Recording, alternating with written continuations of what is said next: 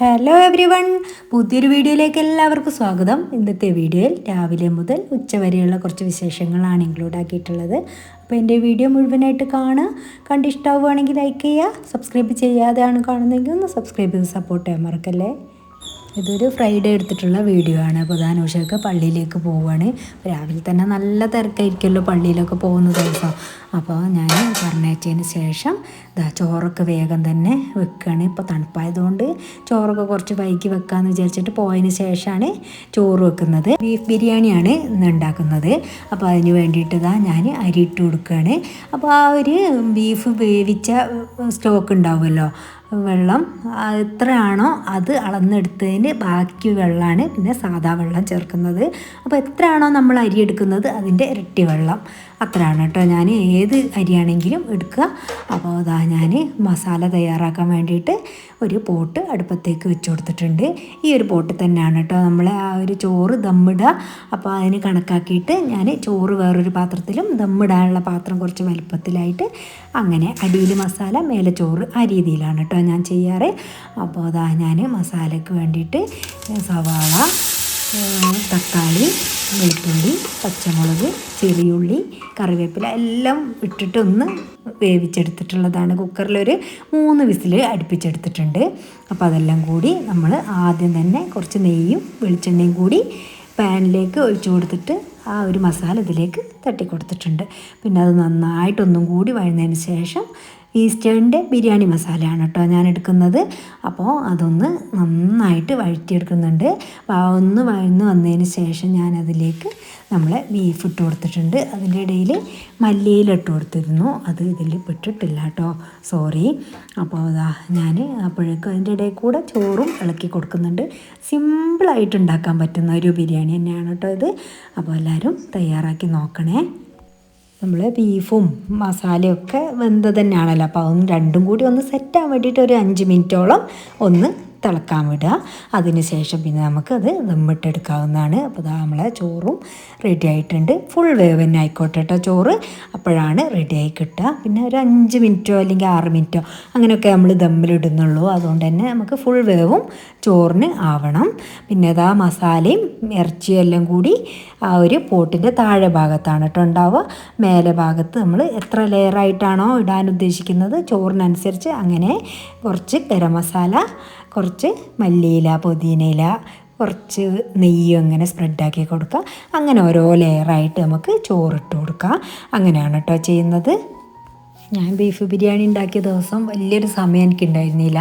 അതുകൊണ്ട് തന്നെ ഞാൻ അളവ് കാര്യങ്ങൾ അങ്ങനെയൊന്നും ആക്കിയിട്ട് ഇത് പറയുന്നില്ല കേട്ടോ. കുറച്ച് ബിസിയാണ്, അതുകൊണ്ടാണ്.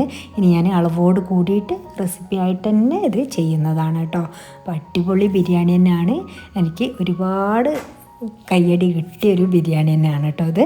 അപ്പോൾ ഇതെല്ലാവരും ട്രൈ ചെയ്ത് നോക്കണം. അപ്പോൾ നമ്മൾ ഇത് ദം ചെയ്യാൻ വേണ്ടിയിട്ട് ഒരു 5-6 മിനിറ്റേ വെക്കാൻ പാടുള്ളൂ, ഇല്ലാന്നുണ്ടെങ്കിൽ നമ്മളെ റൈസൊക്കെ ഡ്രൈ ആയി മാറും. അപ്പോൾ അതുകൊണ്ടാണ് അങ്ങനെ കൂടുതൽ ടൈം നമ്മൾ ദമ്മിൽ വെക്കരുതെന്ന് പറയുന്നത്.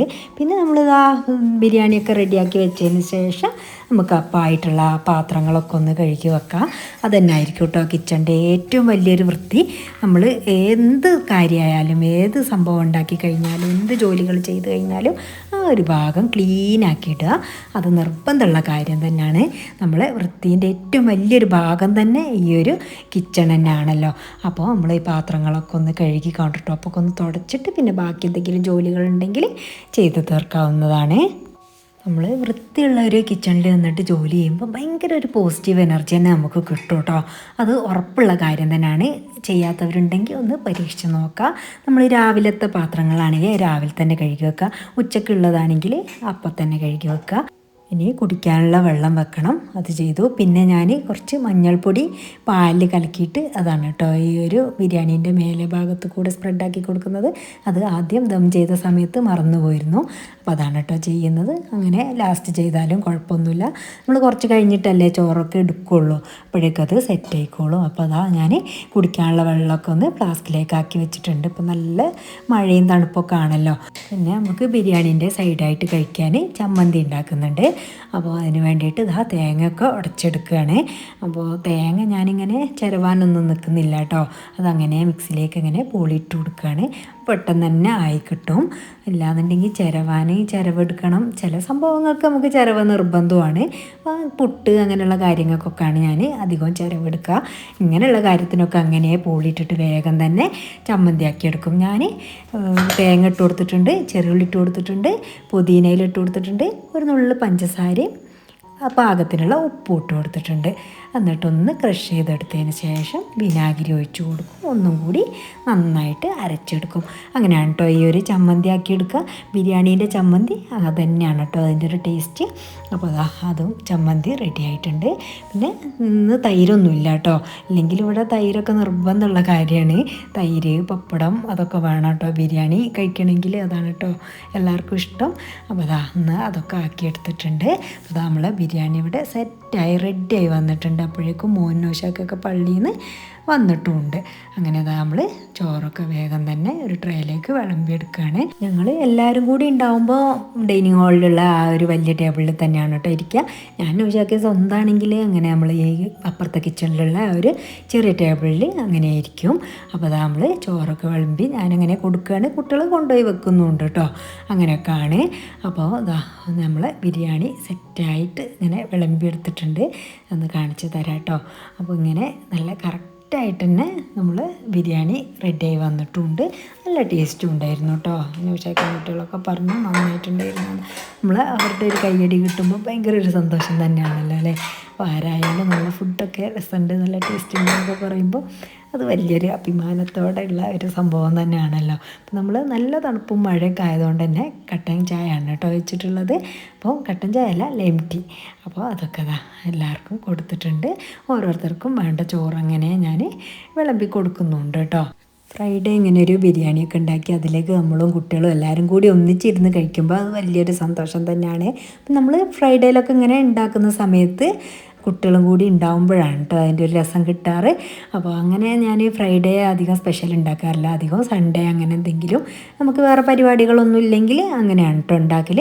ഫ്രൈഡേ അങ്ങനെ നിർബന്ധമായിട്ട് ഇങ്ങനെ നെയ്ച്ചോറ് ബിരിയാണി തന്നെ വേണം അങ്ങനെയൊന്നുമില്ല കേട്ടോ. നമ്മൾ എന്ത് ഫുഡാണോ ഉണ്ടാക്കുന്നത് ചിലപ്പോൾ ഇങ്ങനെ ഉണ്ടാക്കാൻ തോന്നിയാൽ അങ്ങനെ ഉണ്ടാക്കാറുണ്ട്. അപ്പോൾ ഞാൻ രാവിലെ തന്നെ അലക്കാനൊക്കെ ഇട്ടിരുന്നു. അതൊക്കെ ഒന്ന് ആറിയിടാനുണ്ട്. പിന്നെ കുറച്ച് നമ്മൾ ആ ഒരു ടൈമിൽ ഫ്രഷ് ആയപ്പോൾ അഴിച്ചിട്ട ഡ്രസ്സുകൾ അങ്ങനെ അലക്കാൻ അതുകൊണ്ട് അപ്പോൾ അത് ഇട്ട് കൊടുക്കണം. അപ്പോൾ അതൊക്കെയാണ് കേട്ടോ ഇനിയത്തെ ജോലി. പിന്നെ നമ്മൾ റെസ്റ്റ് എടുക്കുന്ന ടൈമാണ്. എനിക്ക് അലക്കാനുള്ള ഡ്രസ്സുകളൊക്കെ അന്നും തന്നെ അലക്കിയിട്ടാലേ ഒരു സമാധാനം ഉണ്ടാവുള്ളൂ കേട്ടോ. ഇങ്ങനെ കൂട്ടി വെക്കുന്നതിനോട് ഒരു താല്പര്യമില്ല. അപ്പോൾ 2 ട്രിപ്പായിട്ടാണെങ്കിലും അതൊക്കെ അലക്കി തീർത്ത് അല്ലെങ്കിൽ കല്ലിൽ അലക്കാനുള്ളത് അങ്ങനെ അലക്കി അങ്ങനെയൊക്കെയാണ് കേട്ടോ ചെയ്യുന്നത്. ഈ ഒരു സ്ഥലത്തേക്ക് നല്ല കാറ്റാണ് കേട്ടോ. അതുകൊണ്ട് തന്നെ പെട്ടെന്ന് നമ്മളെ തുണികളൊക്കെ ഉണങ്ങി കിട്ടും. അപ്പോൾ രാവിലെ തന്നെ നമുക്ക് ഭയങ്കര തിരക്കായതുകൊണ്ട് ആറിടാൻ വരാനൊന്നും പറ്റിയിട്ടില്ല. അപ്പോൾ നമ്മൾ ഫുഡൊക്കെ കഴിച്ചു കഴിഞ്ഞാലൊന്ന് ഫ്രീ ആവുമല്ലോ. ആ ടൈമിൽ വന്നിട്ട് വേഗം തന്നെ ചെയ്യാണ്. അപ്പോൾ നല്ല മഴയും തണുപ്പായതുകൊണ്ട് തന്നെ തുണികളൊക്കെ ഉണങ്ങി കിട്ടാൻ കുറച്ചൊരു പ്രയാസം ഉണ്ടെങ്കിലും എന്നാൽ വലിയ പ്രയാസവും ഇല്ല. അപ്പോൾ നമ്മളെ ഡ്രസ്സുകളൊക്കെ നിവർത്തി നല്ല രീതിയിൽ തന്നെ വിരിച്ചിടാൻ ശ്രദ്ധിക്കുക. അതുതന്നെയാണ് കേട്ടോ ഒരു വൃത്തി. നമ്മൾ ഈ ഒരു അങ്ങോട്ട് ഒരു ഇങ്ങോട്ട് അങ്ങനെ ഒന്നും വിരിച്ചിടുന്നത് എനിക്കൊരു താല്പര്യമില്ല. ഇപ്പോൾ കുട്ടികളോടാണെങ്കിലും നല്ല രീതിക്ക് എന്ത് ജോലികളാണെങ്കിലും അത് വൃത്തിയിൽ ചെയ്ത് പഠിക്കണം എന്നാണ് ഞാൻ പറയൽ. നമ്മൾ മക്കളോട് പറയും നല്ല കുട്ടികളായി വളരണം, എല്ലാ സ്ഥലത്തും പോകുമ്പോൾ നല്ലതാവണം എന്നൊക്കെ. പക്ഷേ ആദ്യം നമ്മളെ വീട്ടിൽ നന്നാവാനാണ് നമ്മൾ പഠിപ്പിച്ചു കൊടുക്കേണ്ടത്.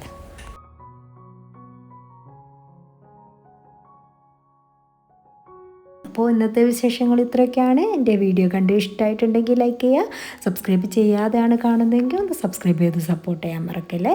നിങ്ങളുടെ വാല്യബിളായിട്ടുള്ള കമൻറ്റുകൾ എന്ത് തന്നെയായാലും ഒരു സ്മൈലി ആയിട്ടെങ്കിലും കമൻറ്റ് ബോക്സിൽ അറിയിക്കുക. നിങ്ങളുടെ ഫ്രണ്ട്സൊക്കെ ഒന്ന് ഷെയർ ചെയ്ത് കൊടുക്കുക. Thanks for watching. ബൈ.